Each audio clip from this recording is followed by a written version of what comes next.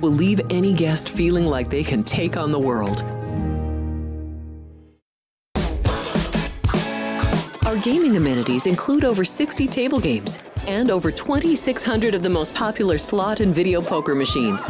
We have penny slots, including the popular Buffalo games, and real machines like Wheel of Fortune, Triple Sevens, and Megabucks. If you prefer video poker, try Deuces Wild, Double Double Bonus, or a variety of multi-denomination games.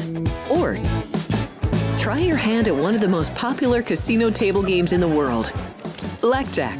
Don't let the game intimidate you. Blackjack, also known as 21, is both easy and fun. And our dealers are always happy to assist. And the best part? Blackjack always pays 3 to 2. Next, check out the roulette tables. Roulette is one of the easiest casino games to learn, and so much fun to play. It's a favorite of both beginners and seasoned players. In addition to blackjack and roulette, our casino pit features over 60 popular table games like Baccarat, Pai Gow Poker, 3-Card Poker, Ultimate Texas Hold'em, and Mississippi Stud. So get out of your room and come join in the fun.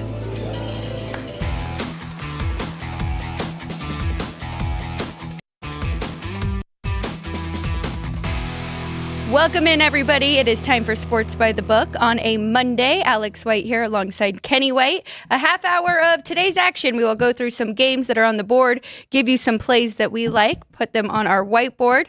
And then the last half hour, we'll go through stats, numbers we think that can help you with college football. We'll also give our top 10 going into championship weekend here for conferences. But first and foremost, good morning to everybody behind the glass. We've got Andrew, Ryan, and Vince all here with us. And good morning.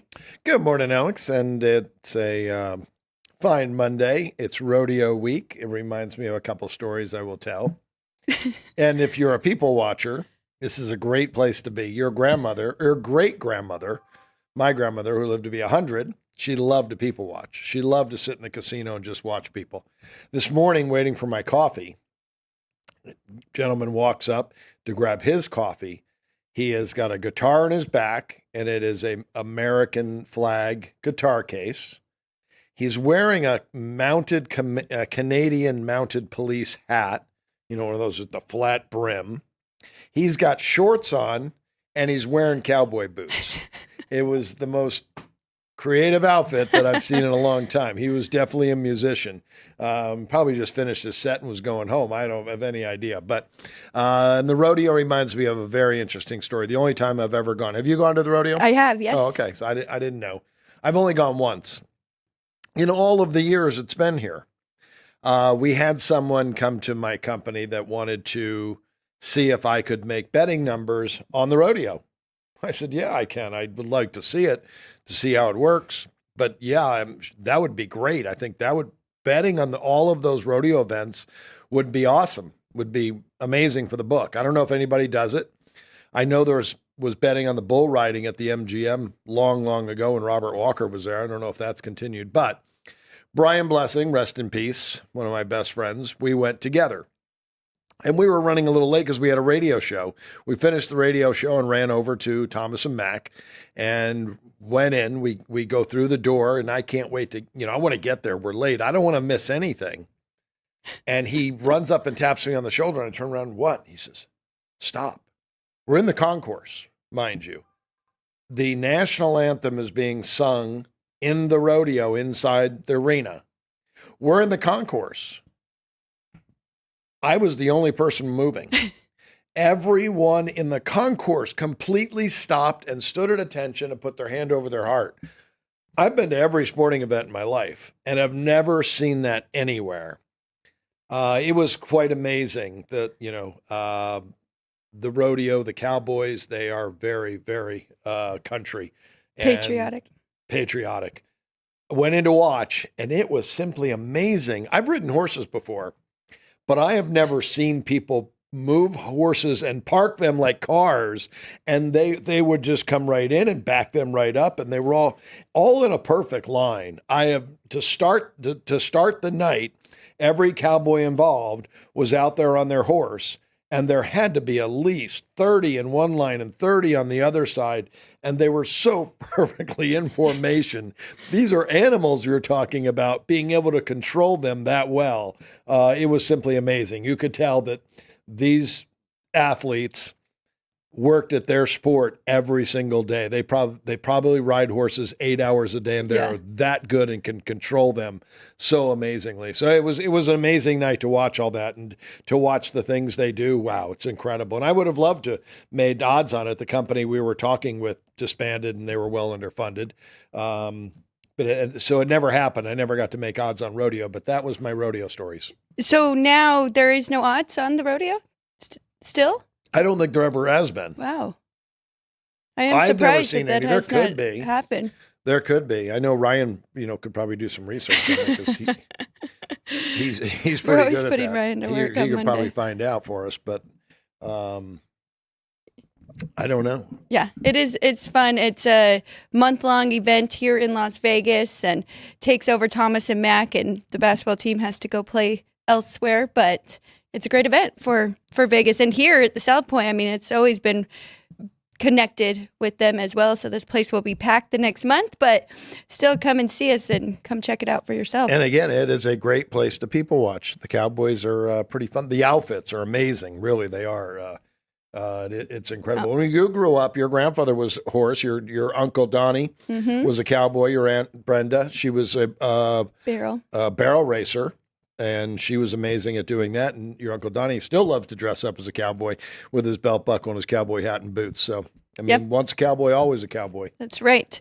Well, from there's really no easy segue to get to the Monday Night Football game. If the Cowboys were playing, that would have been fortunate, but they are not. We've got the Cleveland Browns and the Denver Broncos. The Broncos with a winning record this year and actually looking like they might make it into the playoffs. So we've got them favored here at home. I believe the line is still 6.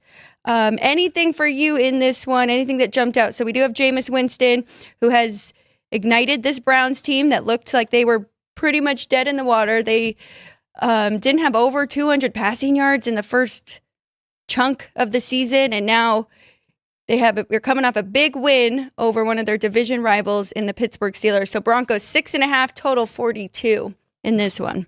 Yeah, this is a very interesting game. I broke it down several different ways this morning, and it all comes out to the Broncos should be the favorite, great home field.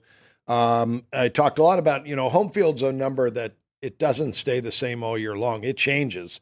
It changes to how your crowd is. If they continue to get better fans, being louder and yelling, that all helps and builds with that home field tradition. I saw it here for the UNLV Running Rebels basketball over the years. Their home court, when I started going to games at one time, was okay. And then all of a sudden, in the early 90s, when Tark took the team to the Final Four and won a championship, the Thomas and Mack was sold out, and that home court was worth 6.5, 7 points to the betting line. Fast forward about 10 years later, after Ollie Massimino and Billy Bano, and nobody shows up to the games, it's worth a point. Yeah, that's it. It's not even worth that. Well, Denver's always been a home field for me that's been worth 3.5 points. But home field in the NFL has gone away a little bit over the years. I only give 2.5 now to the Broncos in their home field, and it's probably worth 1.5 to teams in the division because they play there every year.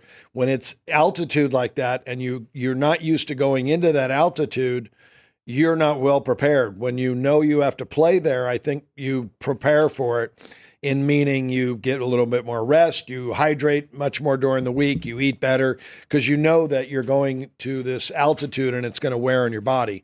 So I've been given 2.5. Maybe it's only worth 1.5 in division. But I have a 4-point difference in power ratings for the Broncos advantage.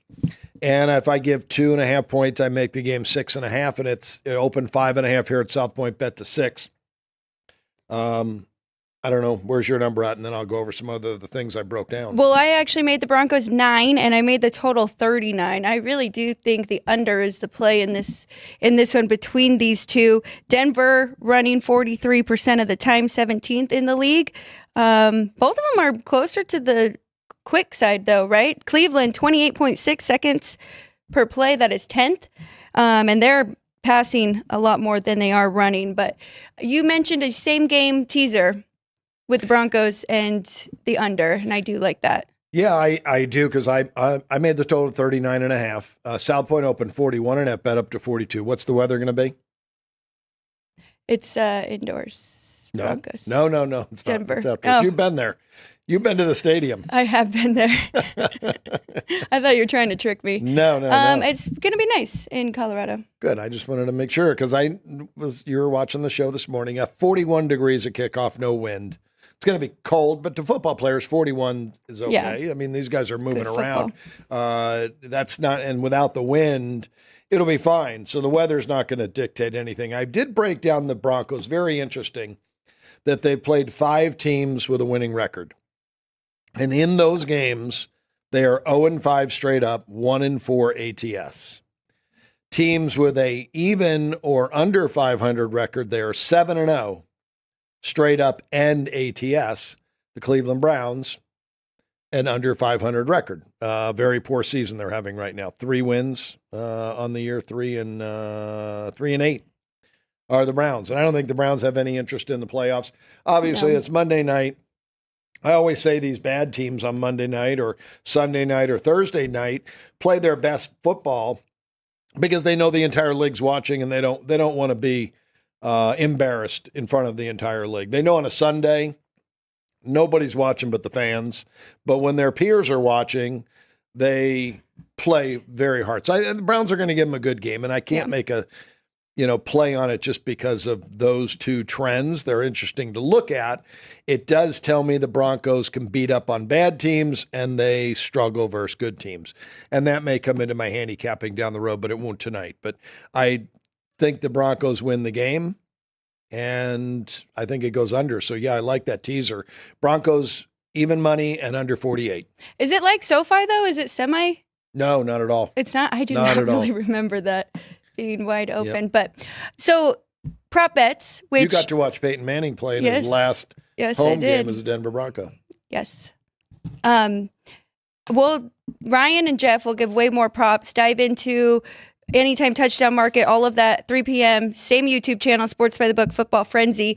But I'm looking, and I've looked at two books already on my apps. I didn't see anything yet, but I want to go Nick Chubb under in rushing and receiving, or maybe rushing, because game script, if they are playing from behind, they will not be able to run the ball very well. We know that they aren't afraid to let Jameis Winston just throw it as many times. I mean, he's thrown over 40 in 3 of the 4 starts, and he was actually under that in the last game, but there was a lot of snow, and that game was just kind of fluky anyways. So that's the way I would look at prop market here. Nick Chubb under in his rushing yards. And Ken Dorsey has called the plays the last, 4 games? Is that what it was, or last 2 games? I know he's just started calling the plays. I think it was the last 2 games, maybe. I feel like maybe it could be 4. When Deshaun Watson went out and famous Jameis, first start was against Baltimore. That's 4 games ago. I believe Ken Dorsey started calling the plays. It might have been parallel. You don't write things down and it's hard to remember, but I wanted to look at what this is a Browns team that I think Kevin Stefanski wants to run the football, but you're right, looking at those pass attempts, 41, 46, 46, and it did drop to 27 in the snow, which last night when we watched Buffalo and San Francisco, it was a little difficult to make some throws and catch the football, so coaches do get more conservative. Neither one of those teams threw the ball very much in the first half. I think both quarterbacks had a combined only 21 passing attempts in the first half of that football game last night. Well, when you have James Cook and McCaffrey, which Christian McCaffrey goes out with an injury as well, but yeah, they were running the ball very efficiently too. So yeah, I don't know what to expect out of famous Jameis tonight. If he gets those 44, pass attempts is what his median is over the 4 games since he took over. I think a safe bet is that he'll throw a touchdown. I'm not throw a touchdown. He could throw a touchdown. Yeah, he has. He's thrown a touchdown in 3 of his 4 starts. The only game he didn't throw a touchdown was the Pittsburgh game. So I think he throws a touchdown, but I also think he could throw an INT. Yes. In the game. And his median yards, 285. If you take out the Pittsburgh game in the snow, those median yards is now 334. Yes. So you're right. They're throwing the ball a lot. And the Broncos, you mentioned the Broncos defense, very, very solid against the run. Where do you have the Broncos ranked offensively and defensively? Denver, number 16 on offense, Mm-hmm. and number 2 on the defensive side. Cleveland, 23 offense, 28 defense, 22nd overall, but a 99.5 rating. These teams, again, I talk about how the season starts preseason. First 2 or 3 games are like preseason games. Then they start to get really into much, much better shape. And then they round into season form about week 8, week 9. And these guys are right now in really midseason form. Everybody improves during the season. They continue to get better. Some teams that regress, that's because they don't like the coach. Things aren't going right. But I don't know. Cleveland, after beating Pittsburgh, maybe it's a letdown there. Maybe they're not even prepared. They played here last year, which is unusual. Yeah. They lost 29-12 last year to Sean Payton, and the Broncos had a horrible year last year. That was one of the few wins that they got. It took Sean Payton a year to get this team to where he wants to. I did see a show the other night on Bo Nix, and one of the NFL guys, think of his name, Cosell, Pete Cosell maybe, has been a long time NFL films guy. And he breaks down the films. He loves what he sees out of Bo Nix, where he loves the arm. And I watched what he was talking about, and he's right. Bo Nix moves well. Mm-hmm. He throws well on the move, and he can glide with the pocket. But he's got a really nice, smooth arm. I'm big into mechanics for baseball pitchers, and I see the same mechanics out of quarterbacks. I just kind of feel like they're all pros. They all got good mechanics. But it's not true. Some have different than others. Well, and we've been talking about having experience and just getting those games under your belt. Bo Nix, we know he has played plenty of football games, and he was in college, played plenty of good teams in college too, compared to Anthony Richardson, who has not had very much experience. And that translated. And, yeah. and Brock Purdy was a 4-year starter at Iowa State playing in the Big 12 conference. Yep. So that really helped him being prepared for the NFL as well. So, yeah, it's these guys getting more experience at college has helped them. I've said over the years, that more and more athletes are individualizing their sport. So they're only playing one sport and doing that year round now. So I see more freshmen starring in high school than I've ever seen before, which is amazing because that 4-year difference is gigantic. 11 to 12 years old, I see in baseball players, is a gigantic difference.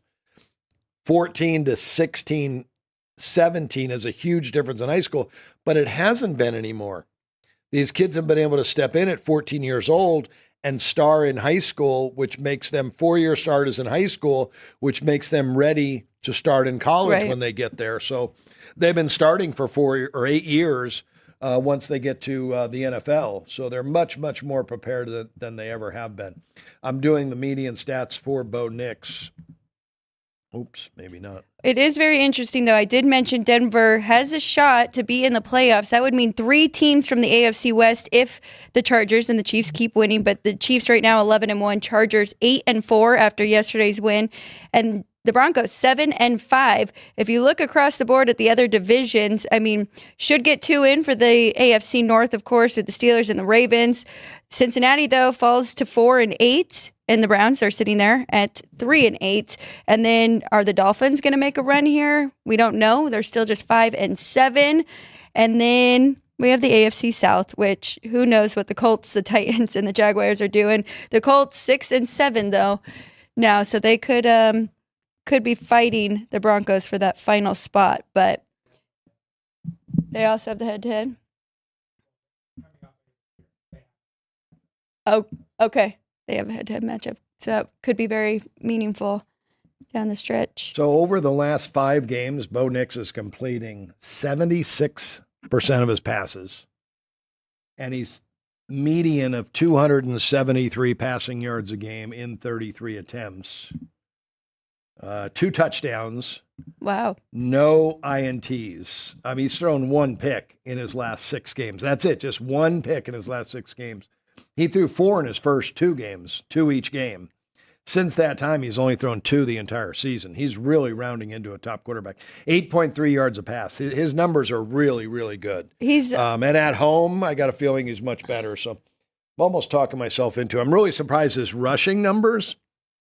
The last 5 games, he had 1 big game at Baltimore that he ran for 36 yards, but 4 yards, -5, 5, and 5. He just hasn't left the pocket in the last 5 games like he had to at the beginning of the year, which leads me to believe he's feeling more comfortable. He's seeing the field better. And that's one thing that this Peter Cosell was saying, that he's seeing the field. Like a veteran quarterback.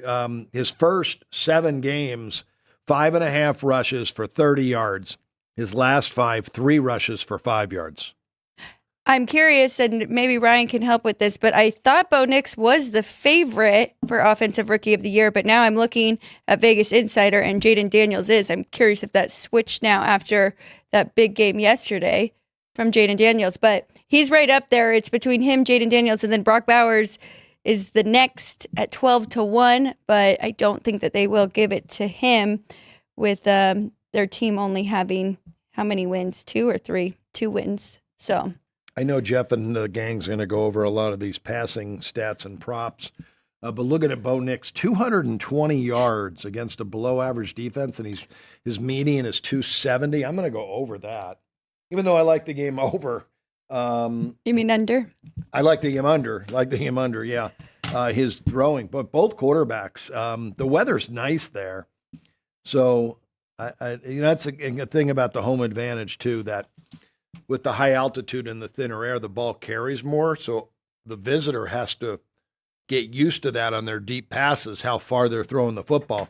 You normally, if you throw it 60 yards, you throw that pass, it's going to go 70 yards now. So they do have to, guys with really good touch can play there. 2 touchdown passes for Bo Nix, over 1.5 plus 118. I think I'm more interested in the rushing yards for these 2 guys. Don't see just rushing yards. There it is, Bo Nix. Oh, rushing plus passing. It's 243, so I think I might get a good number on his rushing yards. I might be able to go under that. I don't see it just a rushing. I guess I'd have to go to rushing props. Bo Nix, there he is, 19.5. I'm going to go under 19.5 tonight for Bo Nix. Under his rushing. All right, I'm going to stick with that same game teaser for the under and the Broncos. Let's hit on, we have 3 hockey games on the board tonight, and then we will get through a few college basketball. We'll save NBA for tomorrow. We love our NBA Cup games on Tuesdays and Fridays, so we'll dive into that tomorrow. There are just 4 games on the board. So let's start off with some hockey. Do you have our hockey sheet there? I do. Okay. Updated too. So just 3 games tonight. Just 3 games? Numbers. Right away, we got to play right out of the gate, and maybe you can figure out why we shouldn't play this. It's New Jersey versus the Rangers, so there's no travel. They get in a bus and go. The Rangers probably have been selling out. They've had a good year. Shesterkin in goal. We made the Rangers $1.38, 6 over 33, and I like to always give the South Point numbers here. Yeah. Let's see what they opened. South Point opened the Devils 115. The Devils are now 135. You can get plus 15 on the Rangers. Curious, do you have their streak on there? I do not. Oh, yeah, I do. I'm sorry. Rangers have won 1. The Devils have lost 1. Oh, okay. On the road, Devils have won their last 2 road games. Rangers have won they've won 1 in a row at home. I don't have any other than that. I've got their game logs that I could go back and look at, but yeah, so not sure if there's revenge. I didn't get a chance to look at that yet, but our numbers say the Rangers are a bet here. Are you willing to take $1.15. I mean, that's a big price. This number continues to go up. I don't see injuries for this game. There is no injuries. Very interesting to me that there's this much money on New Jersey. I get, we gave home again. I want to look at the standings and see last 10 how these two teams have fared. New Jersey. So the Rangers finally won one after they did go on a nice little losing streak there. They lost 5 in a row. Yeah, two teams going in opposite directions a little bit. Yep. But they did have a very long road trip there. So, I mean, they came to the West Coast, Kraken, Vancouver, Flames, Oilers, and then back home, then played Carolina and the Flyers. Canadiens is not a great win, but they could have figured some things out. I know that they were mixing some things up, doing some line shifts and everything because of that loss streak that they had going. But 5, they lost 5 in a row. That was, they had a long road trip. They were in Seattle, Vancouver, Calgary, then Edmonton. They fly home and play a game against St. Louis. They lose. Then they got to fly right away the next day to Carolina, then back to Philadelphia. They flew from Carolina to Philadelphia, and I don't know if they took a bus from Philly back home to New Jersey, New York City, because that's only about a 2-hour bus ride.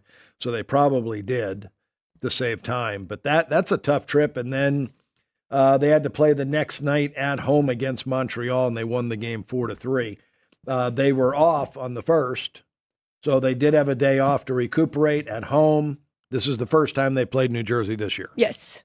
Well, and in this mix of New Jersey, they have beaten some really good teams. I mean, they beat Florida twice in a row in Florida, lost to the Lightning, beat the Canes, beat Washington, who still continues to play really good hockey, even without Ovechkin. And then Predators, Detroit. So, yeah, I think that it's just a stay away.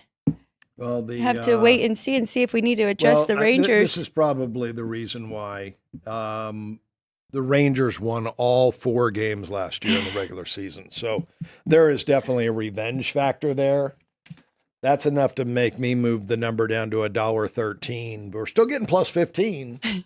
And it's a team that needs to get back on a winning streak, and they won their last game. You mentioned New Jersey playing really well and beating some good teams. But this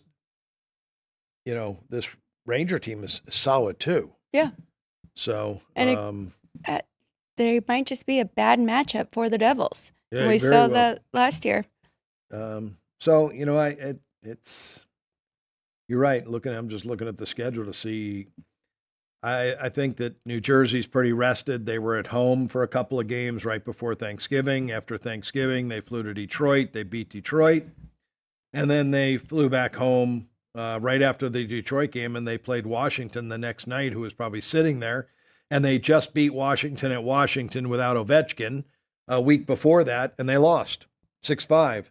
And now they're playing the Rangers, and they could have been looking ahead to the Rangers. Wow, that game was the game to bet.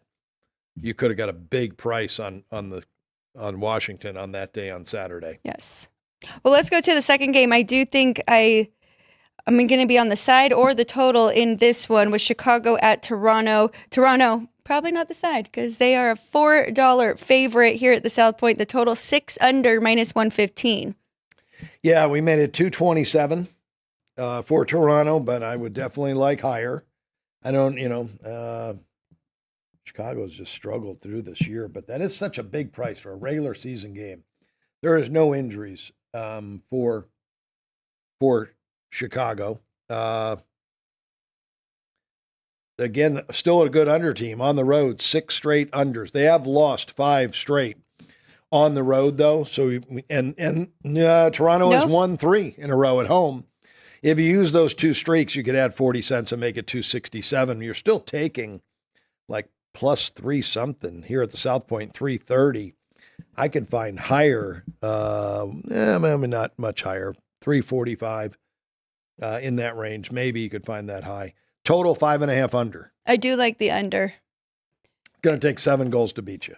Yes, I like under 6 there. And you're right, because I was thinking about Chicago. We were on them last week against the Stars, but they were at home. That game flew over 6-2 Chicago, Yes, and that would have been a really good price on them as well. At least $2.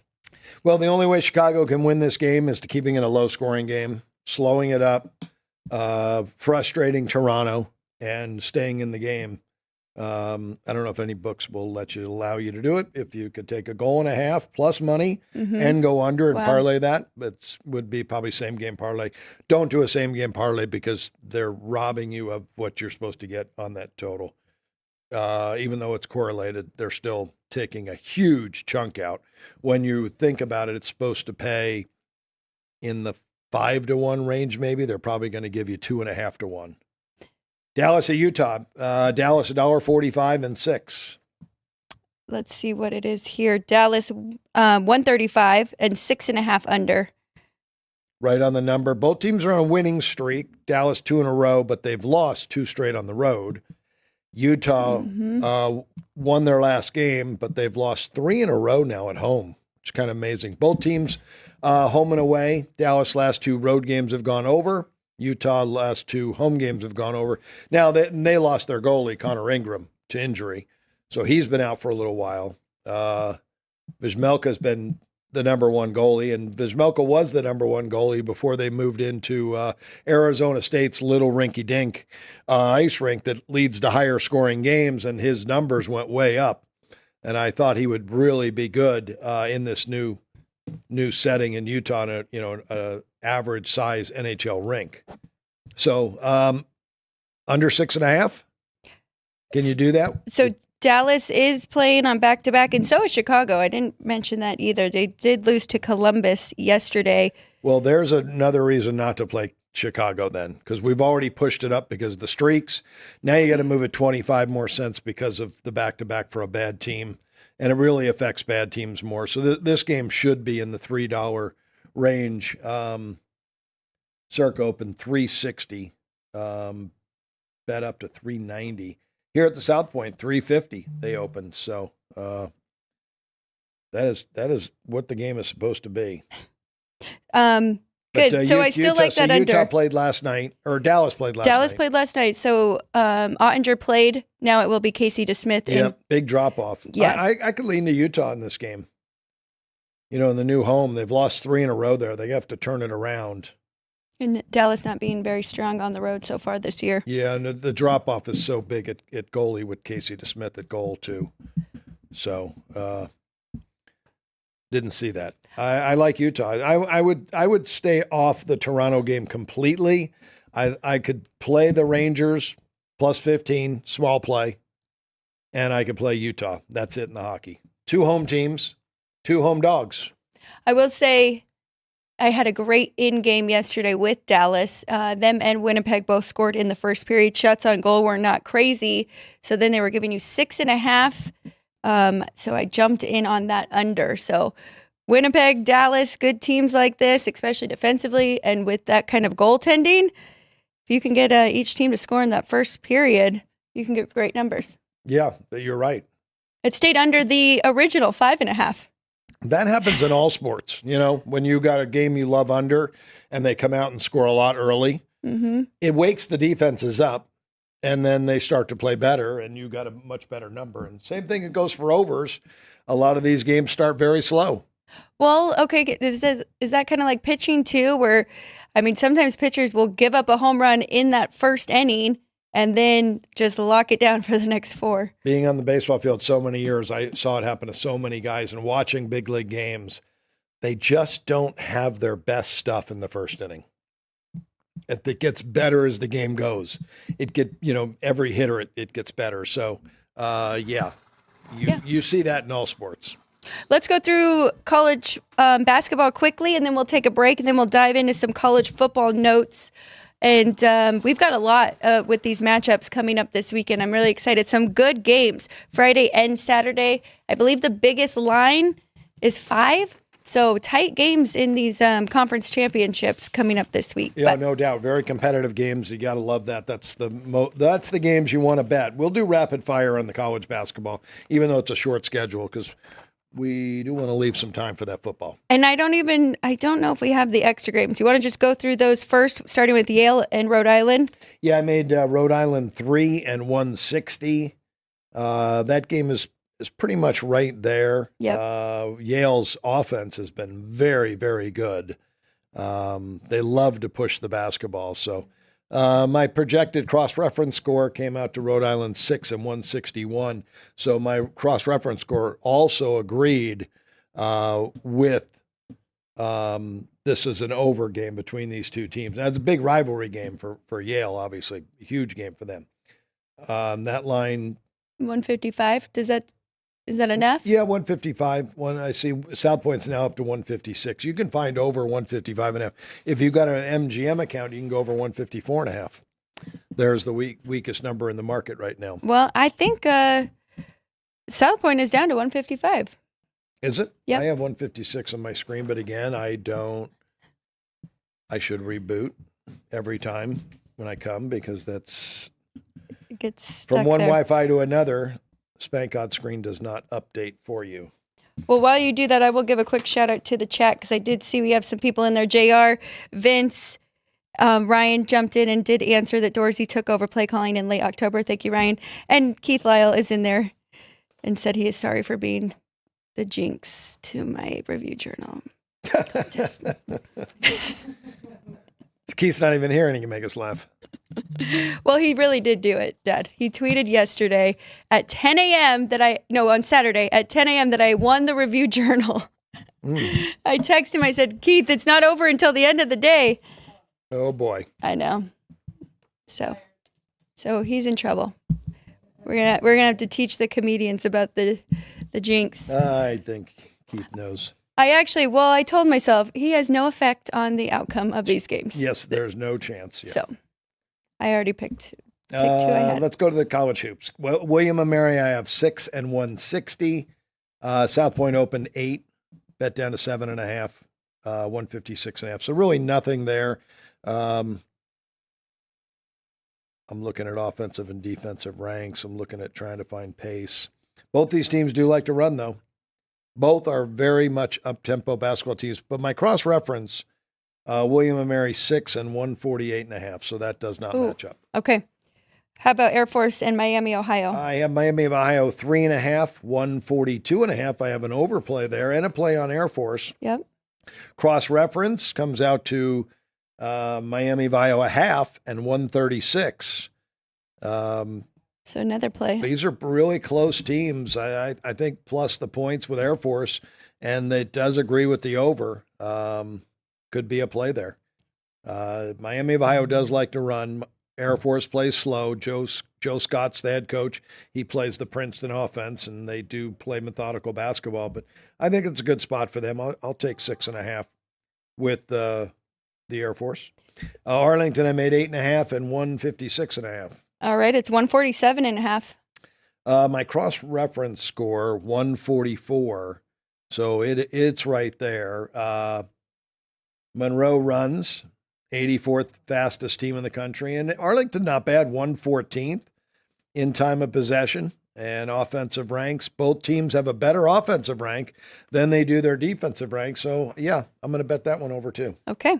Over 147.5. Let's go to Pacific in Colorado. South Point has Colorado 14, total 144. I have 17.5 and 150. Again, a little higher on the total, but Pacific playing very slow and solid defense. Pacific, very good defensive basketball team. But Colorado is, and well-coached Colorado with Tad Boyle. 14 years now at Colorado, can't believe it. Dave Smart is the new head coach of Pacific. It looks like he's playing slow and playing defense. Take those notes and use them as you will for conference games. So staying away from that total. I'm going to stay away from it just because the way Pacific's playing. But Colorado's got a solid offense, but their defense is better than their offense. Both teams' defense better than their offense. So in that situation, I definitely don't want to go over. Yes. Nevada 12, 146 between them and Washington State. 9.5 and 134.5. Steve Alford's team has played a little slow. Washington State has played fast under David Riley in his first year. And their defense has been very good. I'm surprised really looking at these numbers. how poor Nevada has been defensively this year. Shocking. The cross-reference number, though, wow, what a big difference. Nevada by 4.5 and 163. Wow. Huge difference, both on the opposite direction. So I'll pass that. So that's it for college basketball. Yeah. So I'll give a real quick run on the off games. Okay. I have them done. Georgetown, I made 11.5, 156.5. That game here at the South Point. I can give it to you. It's 17.5, 156.5. Didn't know if you had those. Yeah. Loyola, 12.5, 116.5. 8 and 133. Like it under. That big of a difference. I'm blindly playing under. Coppin State plays extremely slow, and they're the worst offensive team in the country. Wow. They just struggle to score. The cross-reference score 130. It's below what that number is out there. So yeah, I like it under. 133. Okay, we've got Bryant and Drexel. Drexel 2.5, 157.5. 2 and 150. Lean to the over there, but the cross-reference 150. I'll pass. Tulane 6.5 and 123. This is going to be an under. Yep, 8 and 139.5. This is a rivalry game, obviously a Louisiana rivalry. Both coaches have been there 5 years. Really weak offense with both teams. The defenses are below average as well. Cross-reference 139. I would lean to the dog, though, in that game. My cross-reference says Southeast Louisiana could win this game. Wow. 2 more. St. Louis, 22 here at the South Point, 154.5. 18.5, 146. St. Louis team that new head coach Josh Scherzer came over from Indiana State. He does love to run, and so does well, no, they don't. Jackson State plays very slow, but if Jackson State falls behind, they're going to have to pick the tempo up, and that's probably what's going to happen. Cross-reference total 158, so I'll pass.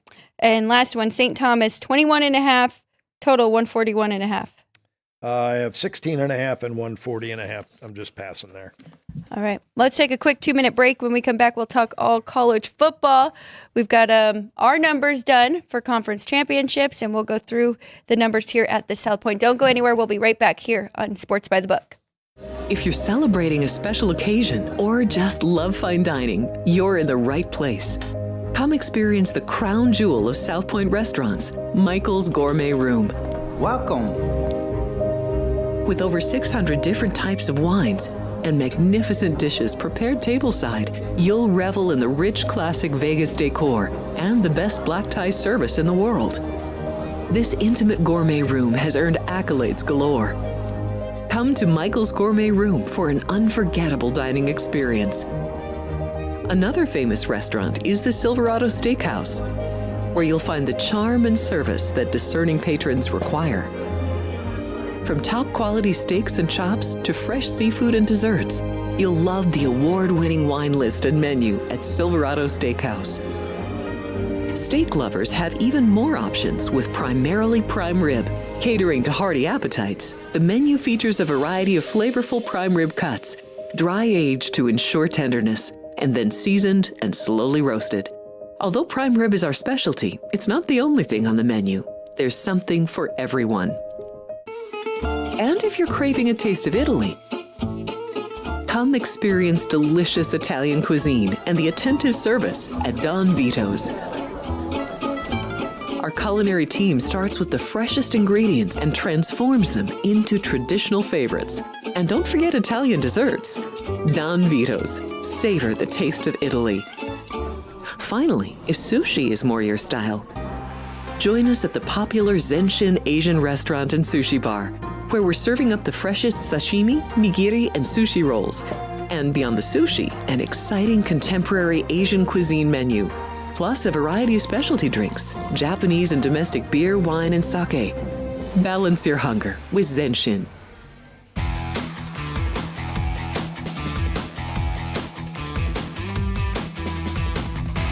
Welcome back, everybody. Sports by the Book here at the South Point studio. Alex White alongside Kenny White. For the next 20 minutes, we will go through some college football numbers, looking at conference champion matchups here. We do have rankings from Kenny White, offense, defense, total, and even his power rating on some slides we will get to. But first, we want to keep it consistent, do a little bit of run percentage, pass percentage, and pace of play. Now, we are just using the teams that are playing this weekend, so it might look a little funny, but we'll go through it. If we could throw up that run percentage, we'll start there. And, of course, Army is number one, which they have not been on our graphic throughout the year because we kept out the service academies. And Navy snuck in there too because Navy is playing Army after these championships, right? But I did include them in run percentage. So this is 14, 16 teams coming up that are playing. But next to their percentage is the ranking of all 134 teams. So you want to run through that with those top 10? I'm going to have you read. I can't. Okay, so Army running 87%. They're number one in the country. Navy, 76%. They're number two. Jacksonville State, you knew that. They are number three out of these teams. They are fourth overall in the country. UNLV comes in fifth overall, running 67% of the time. And fourth out of these teams. Tulane, 64% run, ninth in the country. Ohio, 63. They are 12th. Arizona State, 18th. They bumped up. They were out of the top 20 last week, and now they are sitting here at 18th. Marshall running 60%. They are 25th. Penn State, 59%. They are 34th. And then Boise State, they make both of the graphics because they are the crossover there, but still running 57% of the time, 41st in the country. And those teams have been good all year. That's when we talk about football, the game's won in the trenches. And it really is. Offensive, defensive lines mean so much to football teams. I watched a lot of that Texas-San Antonio game, and their strength of their defense is their front four. They got a couple guys on that front four that maybe play in the NFL, and Army struggled running the football. I thought it was a bad spot for Army, but it wasn't because Army was still playing to host the conference championship game. If they lost, they were going to Tulane. So it was a much bigger game for them than what I thought. And still, Texas San Antonio was there the entire way. Yeah. I couldn't believe the Texas San Antonio. I don't know if you saw it. The Texas San Antonio coach went on 4th and 1.5 at his own 16-yard line. No, I did not see that. He did. I was really shocked. He just didn't want to give the ball back to Army. And this was did they convert? Early third quarter that he did this was ridiculous. I don't know why he did it, but it's because his defense was holding him all day. They didn't get it. Oh, they didn't? Army took over, went right in, and scored a touchdown. Wow. It was a big turning point of the game. Very shocked. I've really never seen a coach go for it that early in the game at their own 16-yard line. Well, that was one of my big plays this weekend. Was very fortunate with the missed field goal late in that game. But let's go to, we're going to switch over to, can we go to pass percentage, Ryan, which we'll kind of go through this quickly. But here we've got Georgia passing the most out of all the teams playing this weekend, 55%. Still not even that much, right? 14th most in the country. So this ranking is based off of passing.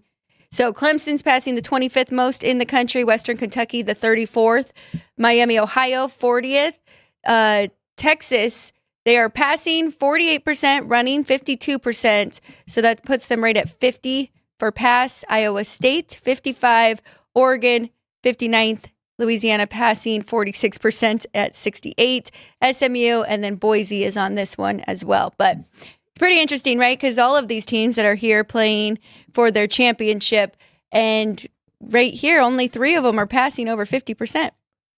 Yeah, that's, when you look at this graphic, kind of makes it look like, oh, these are pass-happy teams, but they're not. There's only 16 teams left in the country playing this weekend. So you're right.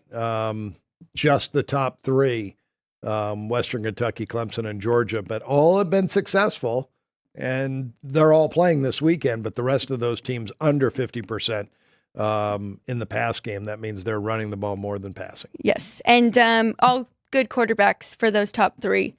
And we were talking about Klubnik even for Clemson and the year that he has had. So that makes sense of why they are passing so much. But let's go to pace of play. We'll go to the quickest pace of play here, starting with Jacksonville State. They've been on the board, but 7th overall, then SMU, Clemson, Texas, Western Kentucky, Marshall comes in at 6, 26.5 seconds per play, still pretty quick. Georgia, 26.6. Oregon, Boise State. These three are getting a lot slower here, and Iowa State rounds it out. They are 77, 78, 79th in regards to pace of play. So Jackson State number 1, Western Kentucky number 5, they play each other. That should be an interesting game and very fast, but they just played the last game of the regular season. It was meaningless for Jacksonville State. Western Kentucky needed the game, and they got a late field goal to win the game 19-17. So Jacksonville State kind of revenge factor in this game against Western Kentucky, but both play fast, and that game went under. Wow, both play fast, but Jacksonville is very high on the run percentage. Right? Oh no, yeah, Jacksonville State loves to run the ball. Mm-hmm. Yeah, they love to run the ball. There's other two. What about Clemson and SMU? Both on that quickest pace of play. They are playing each other as well. Yeah, SMU, very fast football team. Number 2 and number 3. Yeah, I guess that's even more on our list. Number 24 overall and number 37 overall. Both those teams go fast. Both have really good quarterbacks. I could see it being a shootout. I'd loved Clemson and South Carolina over, but you have to be lucky when you don't want to be unfortunate when you're going over. Clemson, I believe it was Clemson, drove all the way down the field and lost the ball on a fourth and 1, didn't get it, or they turned it over. One of the teams turned it over on the first drive. I think it was South Carolina. And then Clemson, two possessions later, drove 85 yards and lost the ball on 4th and 1. So a game that should have been 7-7 was 0-0 at the end of the first. If you add those 14 points in, got a good chance of getting the game over then. Right. Yeah, that total right now, 55 out there between those two. Yeah. Seeing some 55s and a half already, though, but we'll break those down more. I don't know what I actually do. We'll break those games down, but I was just thinking about that Jacksonville State Western Kentucky game. Yeah. Being two fast teams, and they played to a 19-16 game. I have the total 62. I was just thinking they just met. A lot of these games turn around from defense to offense and offense to defense the next time they play, because the coaches go to work and say, hey, why were we not good on offense? What do we need to change? And they don't worry about the defense because the defense played so well. But both offenses, I think, are going to make major adjustments to put more points on the board in this game. Total sitting at 58.5 between those. Nope, that is UNLV. 57 right now. So you made it 62? Yes, I made it 62. It's a nice 5-point difference. I made it. That's a Friday night game. Yes. Can't wait for UNLV and Boise State Friday night. All right. I'm excited to get to your numbers for that, too. Let's go to Slowest teams. Yep. Left on the board. All right, here we go. We know Army, number 1, Tulane, 2, Miami, Ohio, 5th overall in the country, Navy, 12th, Ohio, what number is that? 14th. And then we've got Louisiana. We know that they are slow, 29.9 seconds per play. Penn State, 30th. Arizona State, 31st. UNLV, 54th. So they're kind of get to the quicker here with UNLV and Iowa State there. But up until Arizona State, I mean, top 30 right there in slowest. The two slowest teams in the country are in this list play each other. And Tulane has been number 4. So you have 2 of the 4 slowest teams in the country playing against each other in a championship game. And Tulane, the kicker, Tulane played Navy just 2 weeks ago. So they had a week of practice for the triple option, and they're going to see it again. And you can always get bad weather there too in upstate New York. So I didn't make this total that high. I'll probably make an adjustment. I made this total Tulane and Army 46.5.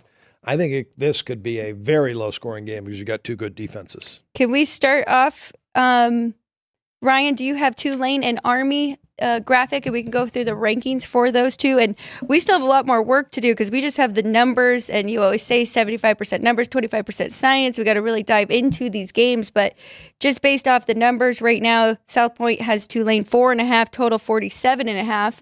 We'll look at your rankings and your ratings for these two teams, and then if you want to give your number, and I'll give mine as of right now.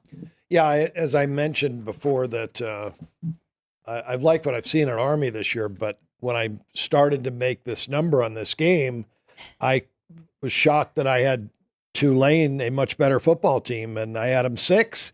I thought, well, I'm going to be taking Tulane plus points. There's no way the books are going to make Tulane the favorite with Army at home, a one-loss team. Yep.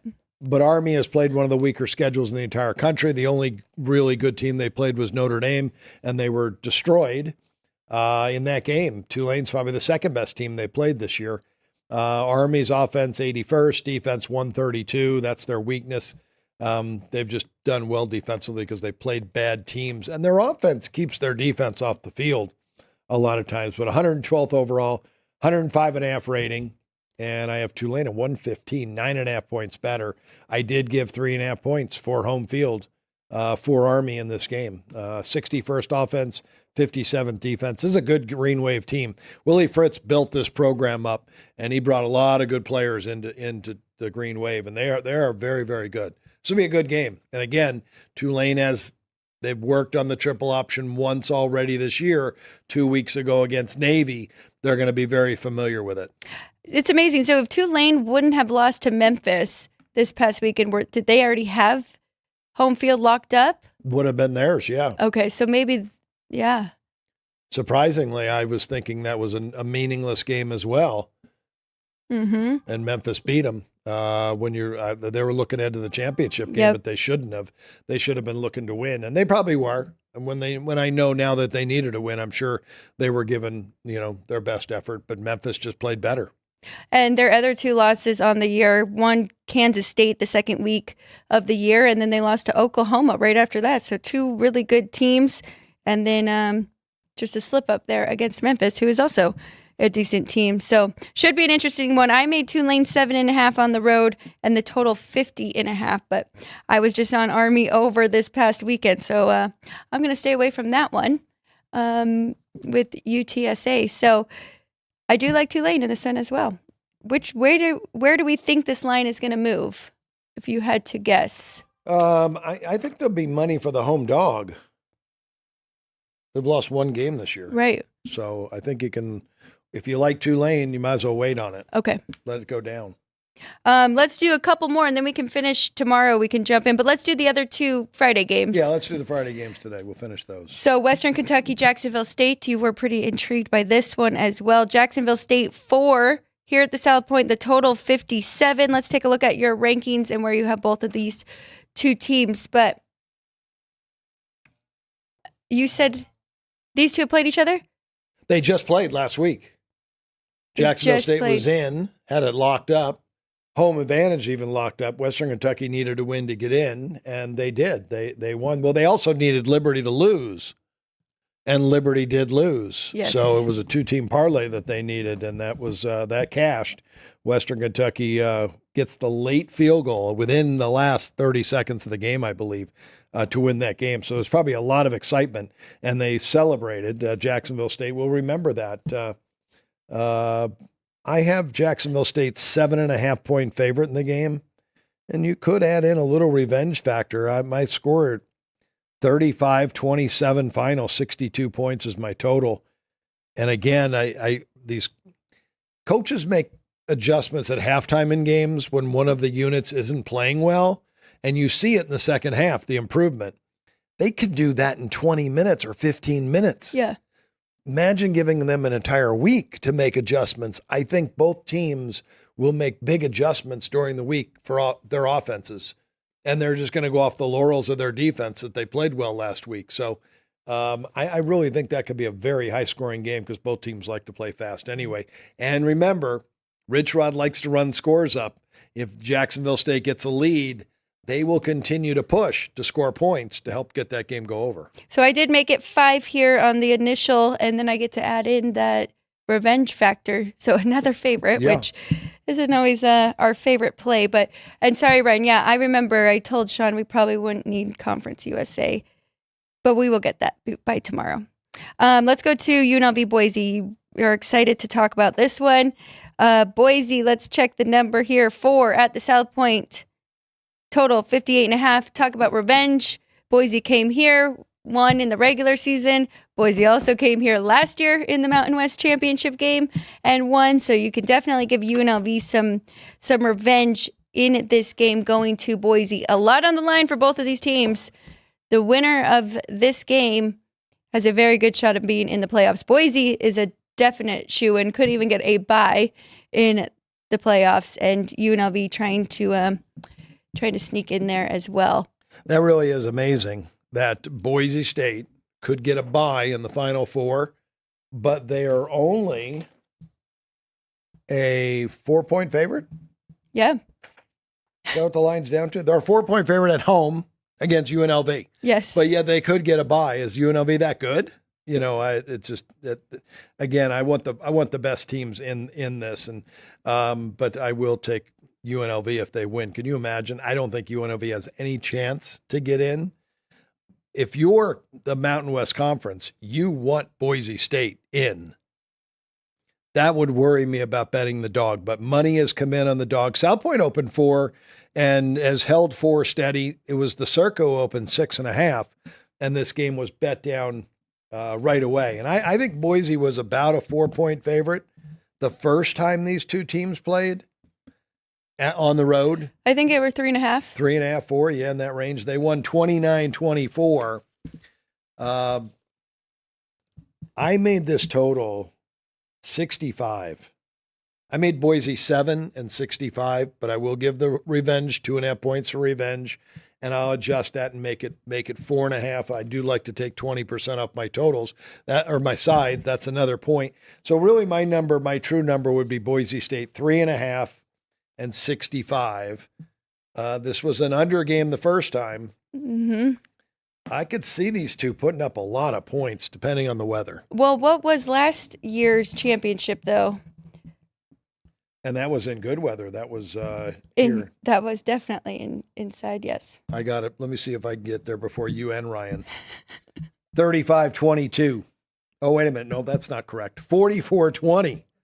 44-20. They lost 35-22 to UCLA. Okay. In the bowl game, Boise State, but they beat UNLV 44-20. Yeah. In the Mountain West Conference Championship game. So I expect a high-scoring game. I've loved both offenses. Well, let's look at your rankings really quick. We did have them up. So you actually have Boise 63rd offensively and 31st defensively. Yeah.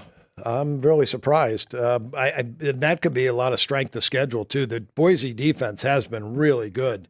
Look, I was just looking at the numbers, what they've allowed the last couple of games. That, again, goes to defense on who you've played a lot of times. And I adjust for that strength of schedule, but sometimes maybe I just can't adjust enough.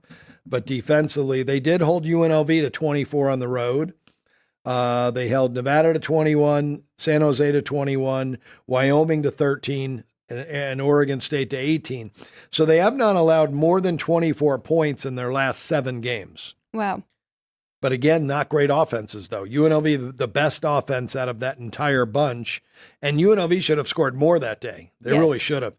Madsen, their quarterback, threw for 307. Genty ran for 149. It was a good offensive day for Boise State. But I think they can score more. I think both teams can score more. I do have UNLV's offense 44th in the country.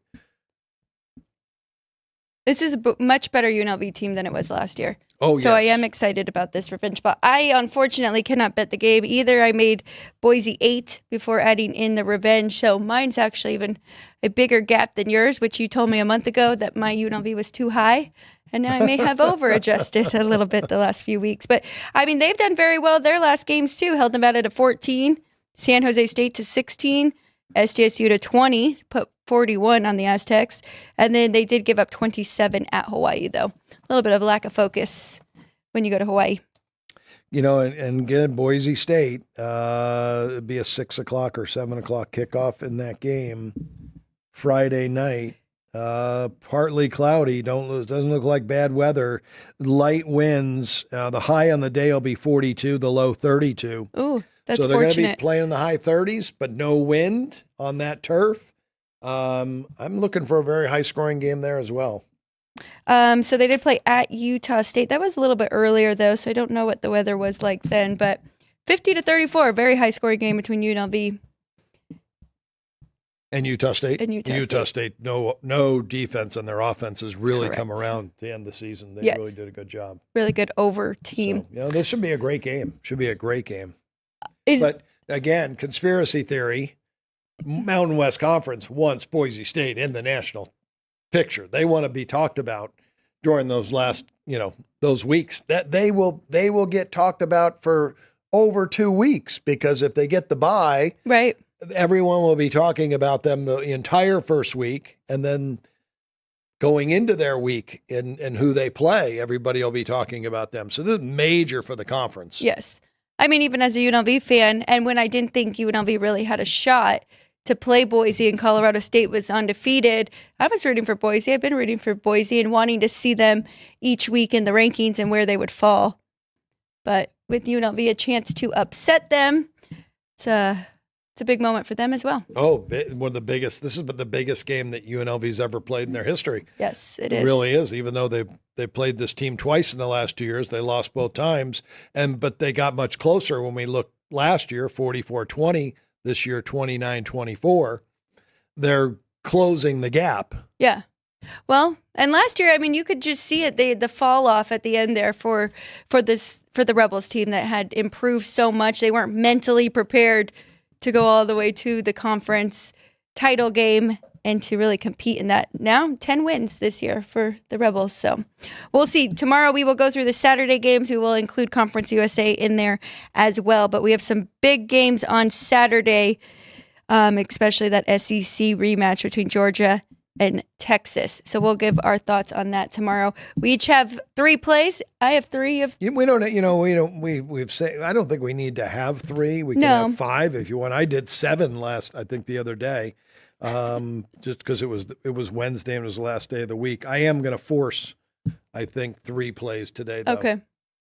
I'm going to go with number 1. Again, since we started the boards, I've been on a little run, 16-7. Basketball was 2-2 the other day, and football 1-2. So it was a losing day to get the record dropped down a little bit. But I like Bo Nix under 19.5 rushing yards tonight. And then I'll go with the 2 home dogs in hockey, the Rangers, plus 115. I didn't put the price on there, but here at the South Point, you also get plus 115 on the hockey club. Since we've been on, that number on the Rangers has dropped. You can't get that price anymore. So I can't take that 115. Even money. What about Air Force plus 6.5? Even money on the Rangers. If you wanted to dog. Oh, maybe that will be You do Frank. that one. Okay, well, I actually went with the worst offense that you said in college basketball. So Loyola, Maryland, and Copen State, where you're going under 133. It's an under day for me. I'm also doing a same game teaser with the Broncos minus half and under 48 in the Monday Night Football game. And then hockey, Chicago, Toronto, under 6 for me. Yeah, I like your board better. You have better handwriting, too. I feel good about this one since the board has not been very nice to me since we started a week ago, but I'm going to turn it around today. Yes, you are. It's a roller coaster ride. Well, yeah, bad college day, and then I just had a feeling. I was like, tomorrow will probably be a good NFL day. I didn't look at the numbers. I'm taking a bad number now on the Rangers, only getting even money. But again, there was early money on the Devils. Yep. Pushing the number up, and now the money came back on the Rangers. I really feel like the Rangers have to be the favorite, but there is a revenge factor of losing 4 games last year for the Devils. So a game that they probably circled on their calendar, but the Rangers need to get back on a winning streak. And then, of course, you've got Utah at home. Plus $1.15 against Dallas, who's playing back-to-back nights with their number 2 goalie. All right. Good luck. That's it. Hope we go 6-0. Everybody behind the glass, thank you. Vince, is there any more comments I need to jump in on? I appreciate everybody in the chat. I am surprised. JR is up early chatting away with us. Jerry, hello. Welcome. Thank you. And we also have Joey B. And he did say that will be huge for Boise. Great season for Barry Odom and the Rebels, but Boise is at another level. We will see. So, should be a great game on Friday. Looking forward to that. This is Sports by the Book. We'll be back tomorrow, same time, 9 a.m. Punchlines is back today as well. Noon, you have to go to Punchlines FN YouTube channel. I will be there with Frank Nicotero. And then 3 p.m., back to this site, Sports by the Book Football Frenzy. So, thanks so much for joining us. We'll see you again tomorrow here on Sports by the Book.